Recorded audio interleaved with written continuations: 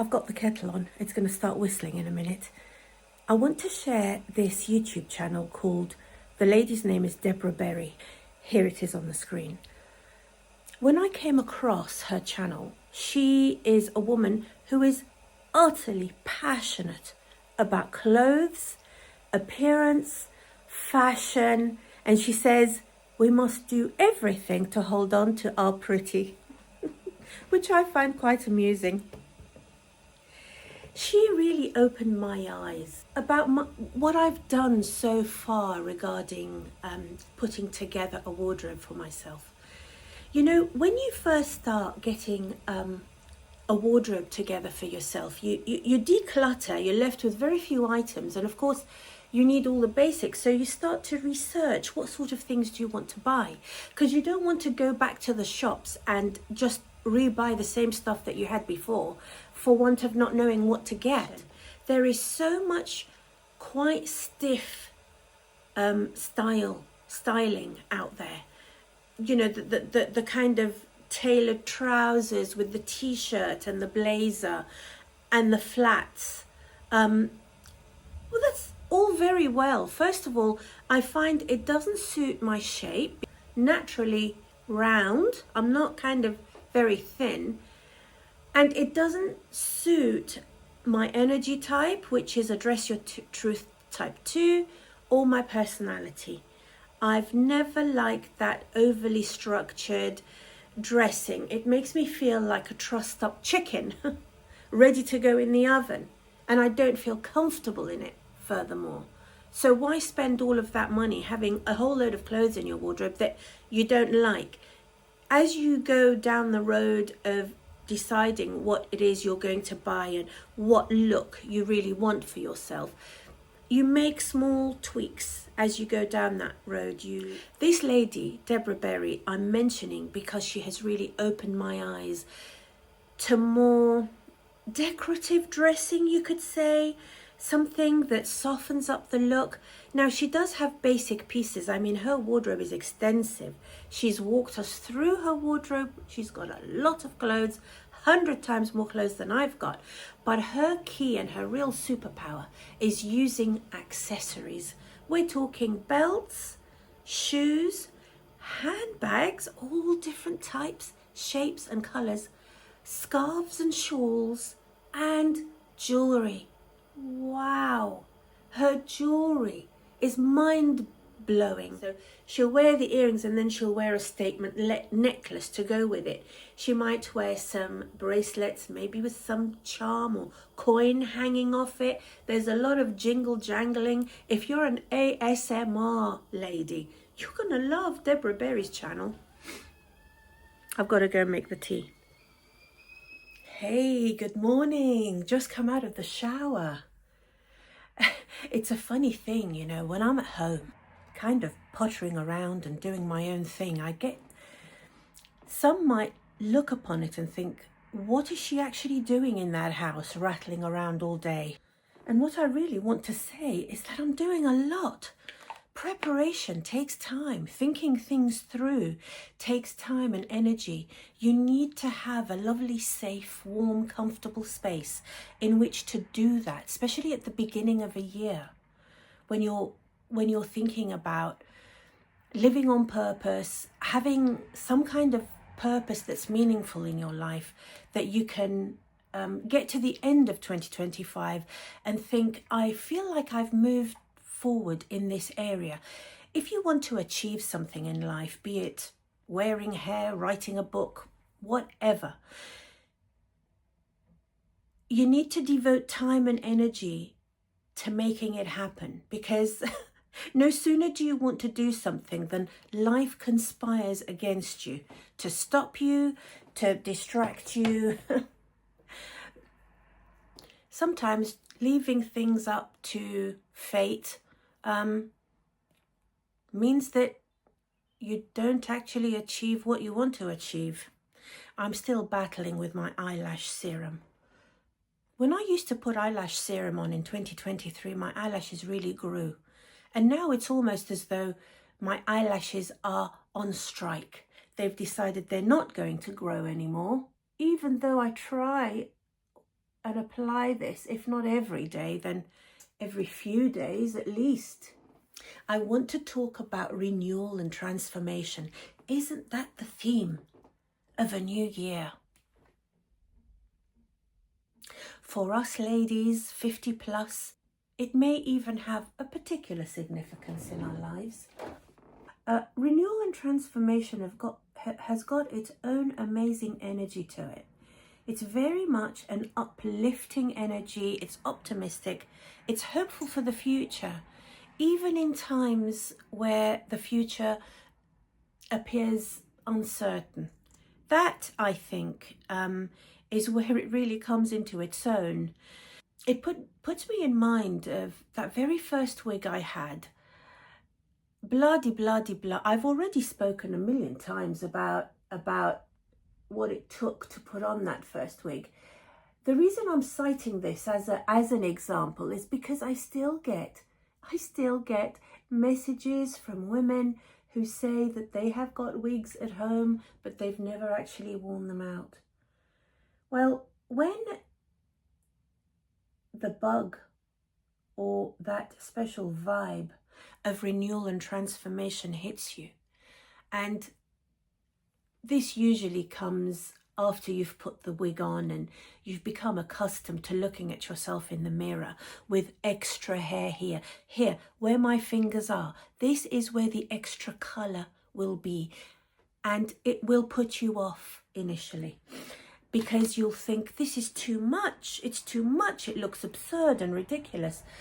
Once you've overcome that hurdle and you've got the bug, and you can see the possibility, that means you're starting to feel excited about the possibilities that such a thing might bring into your life.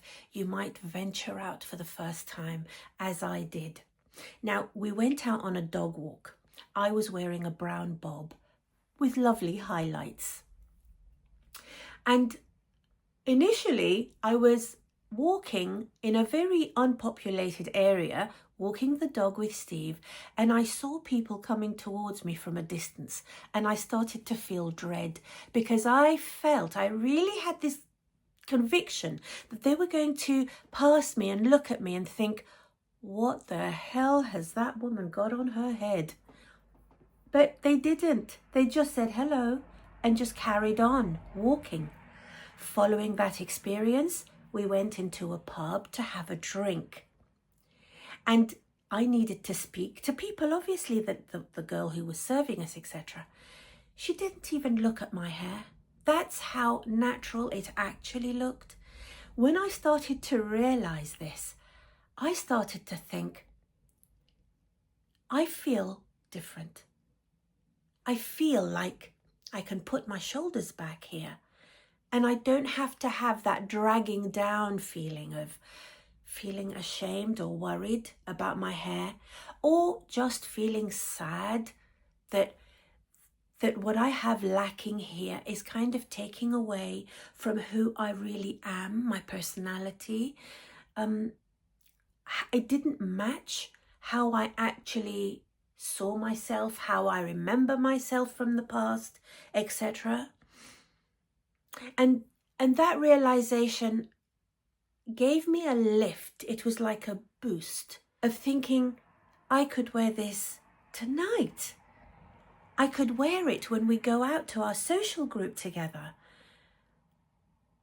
It's an overall improvement. It's an upliftment of my whole being.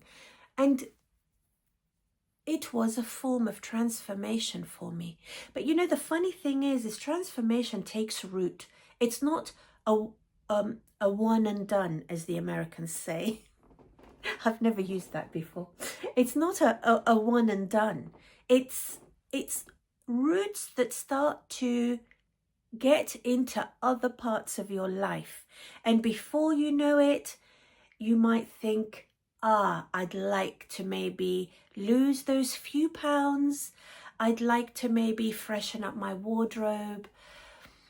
Perhaps I can feel more confident in myself, have more self-belief.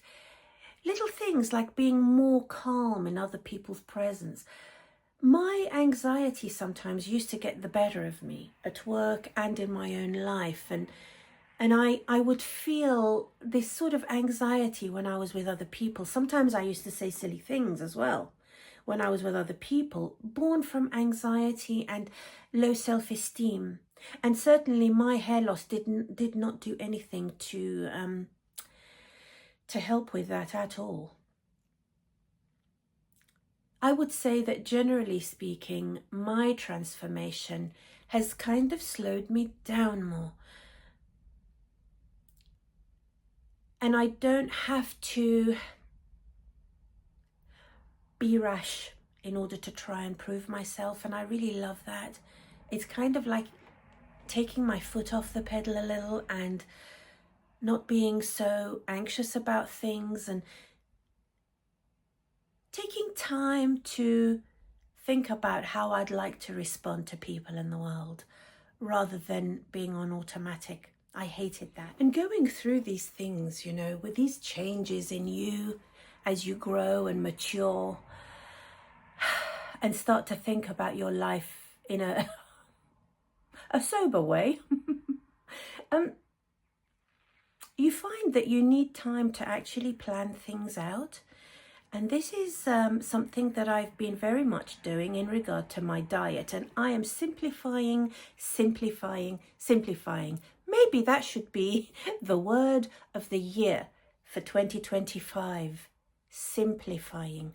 Because I have so many interests and I get excited about so many different things that I simply don't have either the time or the energy to pursue everything that I want to the level that I want. Now, because I'm wearing a polo neck, I'm going to put her up at the back.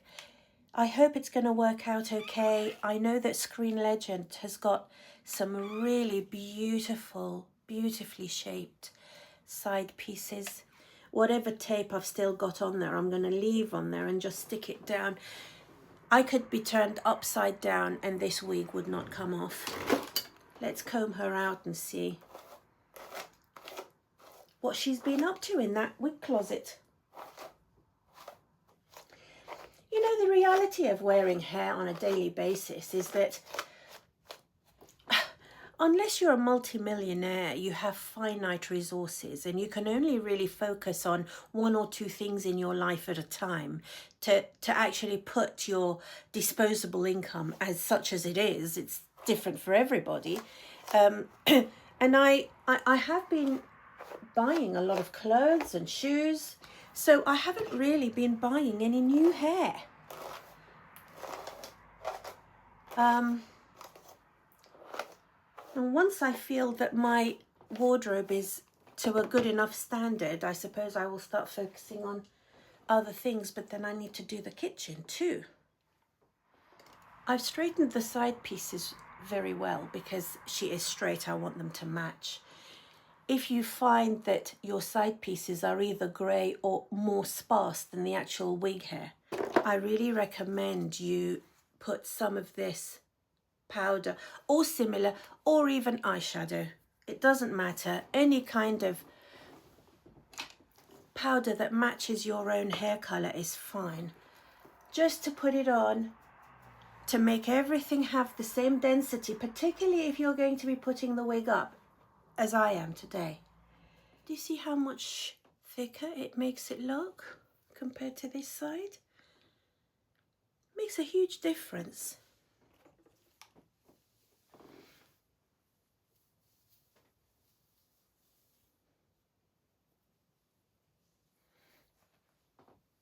Just put it up. Once you put it up, put the majority of the hair up. Don't worry too much about how it looks. Just concentrate on getting as much of it into your clip as possible. Then you can start to think about pulling bits of the hair down. I'm going to go and look in the mirror. I take my hand mirror and I angle it like this. But you have a look and see what you think.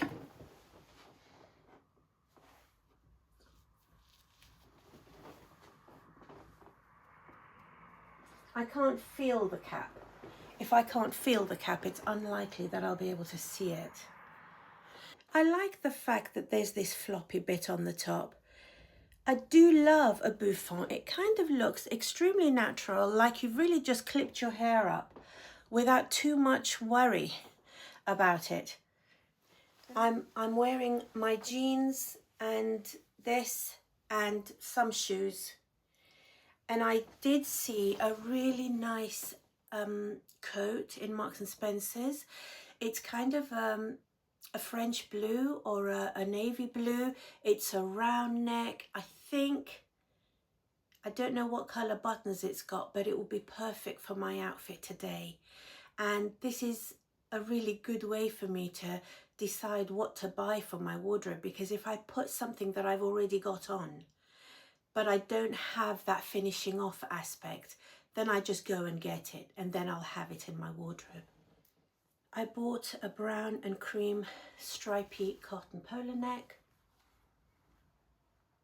I'm not actually sure that this is my colour.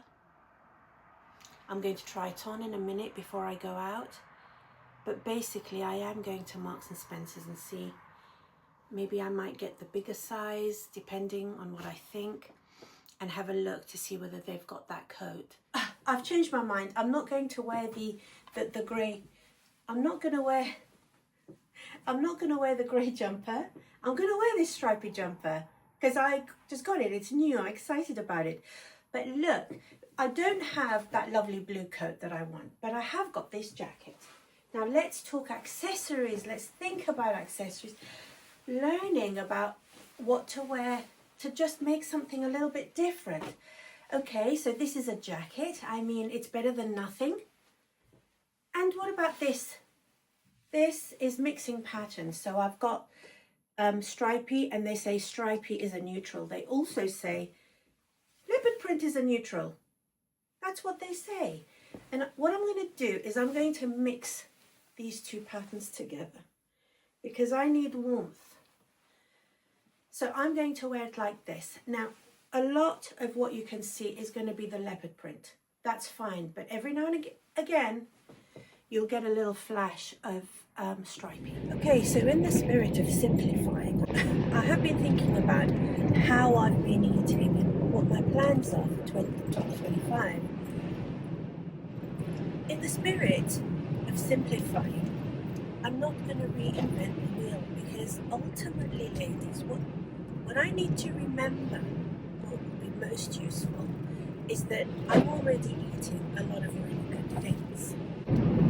I'm already eating a lot of really good things, and it's only the unhelpful things that I need to keep an eye on. For breakfast, it depends how much time I have, but there are about 3 or 4 different things that I have on a regular basis for breakfast. What I have to just pay attention is how much butter am I using on my bagel, and how much sugar I'm putting in my tea. I only ever have 1 sugar in my tea. I may have 1 to 2 cups of tea a day max. So breakfast is not a problem. Breakfast, big tick. That's been sorted out. Lunch is also very simple for me. If I'm out and about and I need to buy lunch, something along the lines of sushi is my preference. I prefer that over everything else. Sushi, you can eat sushi all day. It's not going to affect your weight or your bloated feeling. Big solution for when I'm out and about. When I'm at home, I tend to like a salad, but when I say salad, I mean with a load of stuffing. So the leaves, yes, salad leaves, cucumber, peppers, sweet corn, pomegranate seeds, chopped apple, blueberries with a nice vinaigrette. The only bit I need to worry about is what's in the vinaigrette. How much oil am I using? Just try and minimize that. And I can put whatever I want over the top of that salad. Chicken, ham, feta cheese. I can grill some halloumi. there's no problem. What I need to keep my eye on is, what do I start craving after my lunch? Am I going to want something sweet? In which case, I've got some yogurt in the fridge, I add fruit to it, a little bit of muesli sprinkled for a little bit of crunch, some dried banana, just a few pieces. I think that will sustain me. In the afternoon, there's nothing like a coffee to pep me up. I have oat milk in my coffee. I do have 2 sugars in my coffee. Just keep an eye on the sugar intake, but the coffee and the oat milk, there's no problem with that. Even the little green and black chocolates, they're about this big. They're like miniature chocolate bowls.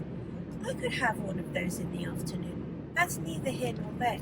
I know that it's going to satisfy my desire for something sweet. And then dinner, well, your standard dinner. Just try to keep an eye on how much fat you're using, how much cheese you're adding. Moderation is key in any home-cooked evening meal that most people have. Tonight I made a bolognese and we're going to have pasta with it.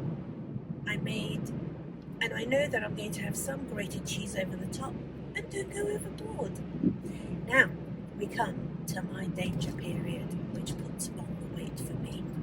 This is the time that I'm going to start having unbridled cravings for a little bit of this and a little bit of that and a little something and a little treat. And before you know it, I'm eating a portion of trifle and having a little biscuit.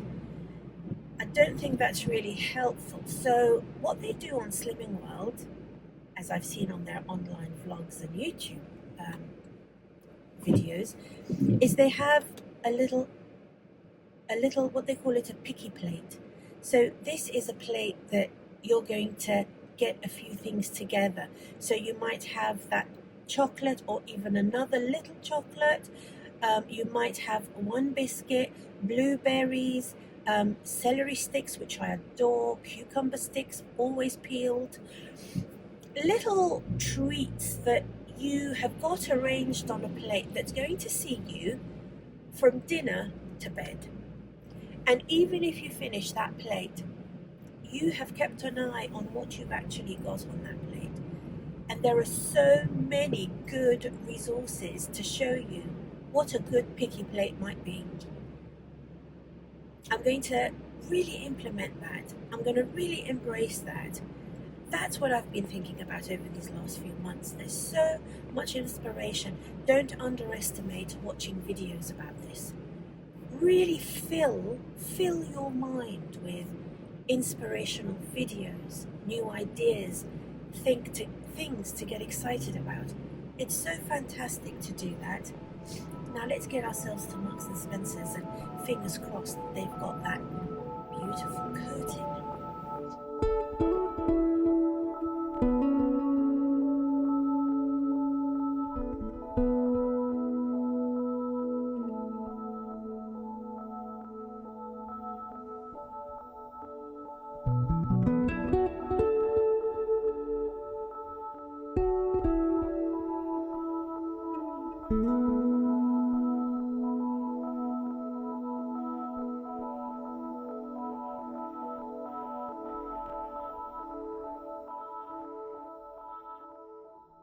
The sort of thing I would buy before. It was sparkly, it's bright, and I'd probably never wear it again. Mind you, I like this. That's really thin, fine, I love that. Anyway, let's look for coats. Oh, here it is. Size 22. This is basically it, round neck. I'd have to try it, but the size isn't right for me.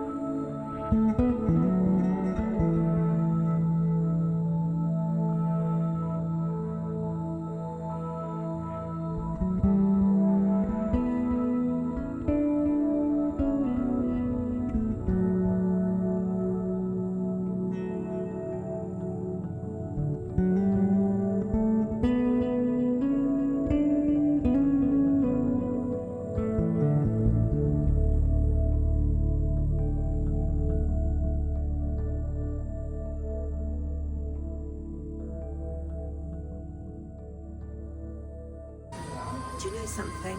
I mean, it's very unfussy, extremely classic. You can't go wrong with a coat like this. And just to think that I was wanting a blue coat. How silly. How silly of me.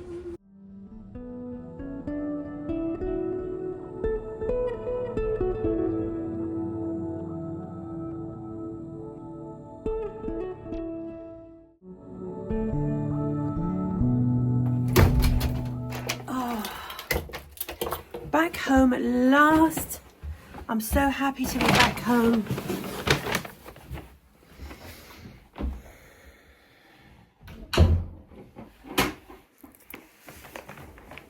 I'm so happy to be back home. I am the proud owner of my first ever trench coat. And you know, it was £79 reduced to 47. So not only am I the proud owner of a trench coat, but it was at such a huge discount. I really enjoyed wearing my mixed so-called neutrals. And now I've got a trench coat to wear with them. Let's just look. If I balance you like this. So there you go, from M&S, £47. As you can see, I went for the darker colour. You know, that paler sort of beige, it really washed me out. Anyway, here it is. It's lovely and long. It's mid-shin at least. Now look. Oh, I love that turned up collar look. It makes me feel like I'm in the 90s again. Mind you, this one looks a little bit like Dracula. I don't think it's supposed to be turned up, this one, but so I'm delighted with it. I really feel like the cat that's got the cream here. I think probably is I'll tie the belt round the back. It doesn't have a buckle, this. It's so simple. I love it so much. I'm going to give myself permission to light the candles in here, have a little bit of lunch, maybe watch a film or read my book, because I've got work for the next 3 days and I just need to recharge my batteries. So I will see you again very soon with more from Life and Hair. Take care, everybody. I'll speak to you soon.